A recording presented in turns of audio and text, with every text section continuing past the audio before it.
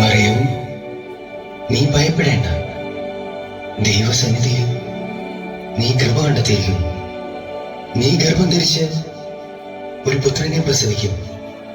അവന് യേശു എന്ന് പേരിടണം. അവൻ വലിയവനായിരിക്കും, അത്യുന്നതന്റെ പുത്രൻ എന്ന് വിളിക്കപ്പെടും. അവന്റെ പിതാവായ ദാവീദിന്റെ സിംഹാസനം ദൈവമായ കർത്താവ് അവന് നൽകും. യാക്കോബിന്റെ ഭവനത്തിന്മേൽ അവൻ എന്നേക്കും ഭരണം നടത്തും. അവന്റെ രാജ്യത്തിന് അവസാനമുണ്ടാവുകയില്ല. ഇതെങ്ങനെ സംഭവിക്കും? ഞാൻ പുരുഷനെ അറിയുന്നില്ലല്ലോ. പരിശുദ്ധാത്മാവ് നിന്റെ മേൽ വരും. അത്യുന്നതന്റെ ശക്തി നിന്റെ മേൽ ആവസിക്കും. ആകയാൽ ജനിക്കാൻ പോകുന്ന ശിശു പരിശുദ്ധൻ, ദൈവപുത്രൻ എന്ന് വിളിക്കപ്പെടും. ഇതാ നിന്റെ ചാർച്ചക്കാരി വൃദ്ധയായ എലിസബത്തും ഒരു പുത്രനെ ഗർഭം ധരിച്ചിരിക്കുന്നു. വന്ധ്യ എന്ന് പറഞ്ഞിരുന്ന അവൾക്ക് ഇത് 6-ാം മാസമാണ്. ദൈവത്തിന് ഒന്നും അസാധ്യമല്ല. ഇതാ കർത്താവിന്റെ ദാസി, നിന്റെ വചനം പോലെ എന്നിൽ നിറവേറട്ടെ.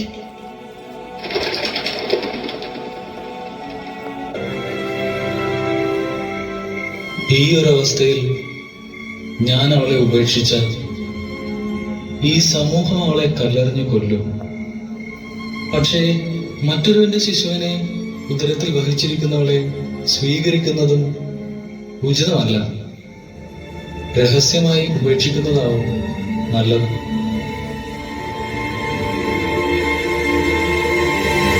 ദാവീദിന്റെ പുത്രനായ ജോസഫ്,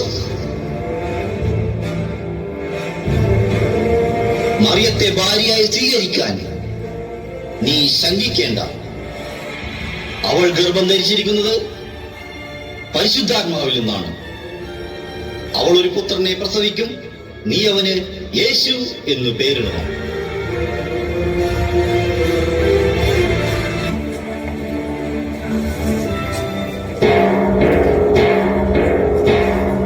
മഹാരാജാവ് അഗസ്റ്റ സീസർ പുറപ്പെടുവിക്കുന്ന രാജകൽപ്പന. എല്ലാ ജനങ്ങളും അവരവരുടെ ജന്മദേശത്തേക്ക് പോയി പേരുകൾ എഴുതി ചേർക്കേണ്ടതാണ്. അല്ലാത്ത പക്ഷം കടുത്ത ശിക്ഷാ നടപടികൾക്ക് വിധേയരാകേണ്ടി വരുമെന്ന് ഇതിനാണ് അറിയിച്ചുകൊള്ളുന്നു.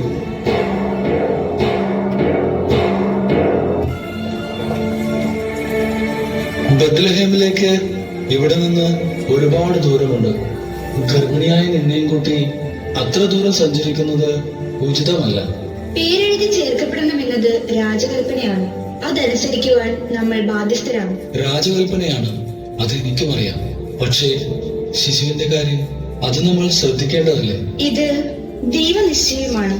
ശിശുവിനെ ദൈവം കാത്തുകൊള്ളും. വരൂ, നമുക്ക് യാത്ര പുറപ്പെടാം.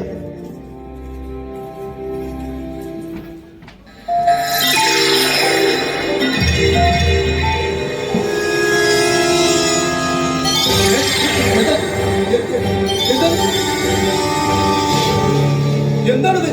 ഈ പ്രകാശം പാതിരാത്രിയിൽ എവിടുന്നാണ്? എഴുന്നേക്ക്, എഴുന്നേക്ക്, എല്ലാരും എഴുന്നേക്ക്, എഴുന്നേക്ക്.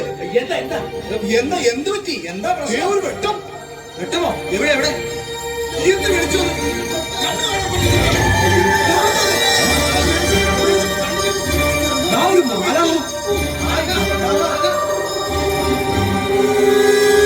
ഭയപ്പെടേണ്ട. ഇതാ സകല ജനത്തിനും വേണ്ടിയുള്ള വലിയ സന്തോഷത്തിന്റെ സദ്വാർത്ത ഞാൻ നിങ്ങളെ അറിയിക്കുന്നു. ദാവീദിന്റെ പട്ടണത്തിൽ നിങ്ങൾക്കായി ഒരു രക്ഷകൻ, കർത്താവായ ക്രിസ്തു ഇന്ന് ജനിച്ചിരിക്കുന്നു. നമുക്ക് രക്ഷകൻ പറഞ്ഞു. രക്ഷകൻ അറിഞ്ഞത് കേട്ടില്ലേ? ക്രിസ്തു. ഞങ്ങൾ എങ്ങനെയാ രക്ഷകനെ മനസ്സിലാക്കുക? അടയാളം ഞങ്ങൾക്ക് പറഞ്ഞതാ. ആ രക്ഷകനെ ഞങ്ങൾക്ക് കാണണം.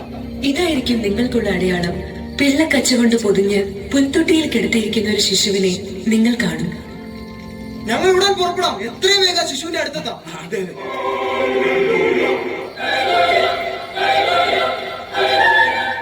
അത്യുന്നതങ്ങളിൽ ദൈവത്തിന്റെ മഹത്വം, ഭൂമിയിൽ ദൈവകൃപ ലഭിച്ചവർക്ക് സമാധാനം.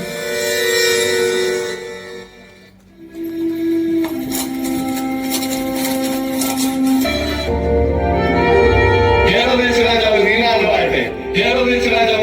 വാഴട്ടെ. ഹേറോദേസ് രാജാവ് നീലാവട്ടെ. അഗസ്റ്റ സീസറുടെ കൽപ്പനപ്രകാരം എല്ലാം മുറപോലെ നടക്കുന്നുണ്ടല്ലോ. ഓ പ്രഭു, കൽപ്പന പ്രകാരം എല്ലാ കാര്യങ്ങളും വേണ്ടതുപോലെ ചെയ്യാൻ ഒരു പ്രത്യേക സംഘത്തെ നിയോഗിച്ചിട്ടുണ്ട്.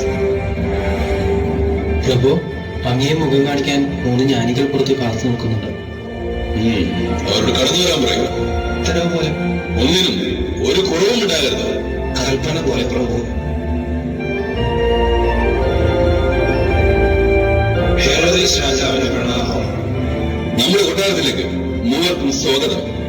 എന്താണ് നിങ്ങളുടെ ആഗമന ഉദ്ദേശം? പ്രഭു, ഞങ്ങൾ പൗരസ്ത്യ ദേശത്തു നിന്ന് വരുന്നവരാണ്. യൂദയ ദേശത്ത് ഒരു പുതിയ രാജാവ് ജനിച്ചു എന്നറിഞ്ഞ് അവനെ കാണുവാനും ആരാധിക്കുവാനും വന്നതാണ്. പുതിയ രാജാവ്? നമ്മുടെ കൊട്ടാരത്തിൽ അങ്ങനെ ഒരു ജനനം സംഭവിച്ചിട്ടില്ല. യൂദയ ദേശത്ത് അങ്ങനെ ഒന്നും ഉണ്ടായിട്ടില്ല. പിന്നെ നിങ്ങൾ ആരെ കുറിച്ചാണ് പറയുന്നത്? ഏത് രാജാവിനെ കുറിച്ചാണ് സംസാരിക്കുന്നത്? ജനനം സംഭവിച്ചു എന്ന് ഞങ്ങൾക്ക് വെളിപാടുണ്ടായതാണ്.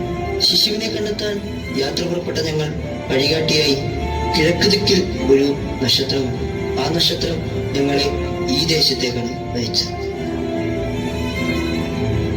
അങ്ങയുടെ കൊട്ടാരത്തിൽ അങ്ങനെ ഒരു ജനനം സംഭവിച്ചിട്ടില്ലാത്തതിനാൽ ഞങ്ങളെ തിരികെ പോകാൻ അനുവദിച്ചാൽ.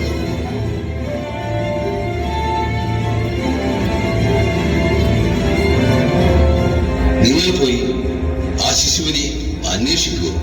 അവനെ കണ്ടെത്തിയാൽ മടങ്ങി വന്ന് നമ്മെയും ആ വിവരം അറിയിക്കുക.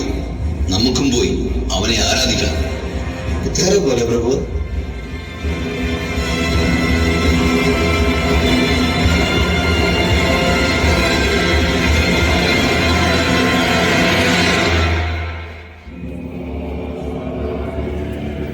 ആരോടെ? പ്രഭു, സേനാനായകരോട് നമ്മെ ഒന്ന് മുഖം കാണിക്കാൻ പറയൂ. കൽപ്പന പോലെ. ഹെറോദേസ് രാജാവിന് പ്രണാമം. നമ്മുടെ ദേശത്ത് ഏതോ പുതിയ രാജാവ് ജനിച്ചിരിക്കുന്നുവെന്ന് 3 ജ്ഞാനികൾ വന്ന് നമ്മെ അറിയിച്ചു. അവരെ പിന്തുടരുക. ഇതിൽ എന്തെങ്കിലും വാസ്തവമുണ്ടെന്നറിഞ്ഞാൽ തൽക്ഷണം ആ ശിശുവിനെ വധിക്കുക. ഉത്തരവ് പോലെ മഹാരാജൻ.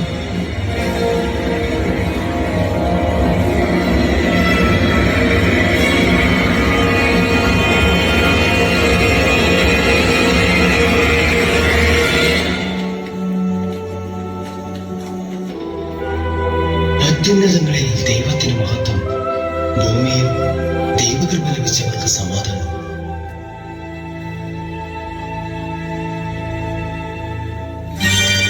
യഹൂദിയായിലെ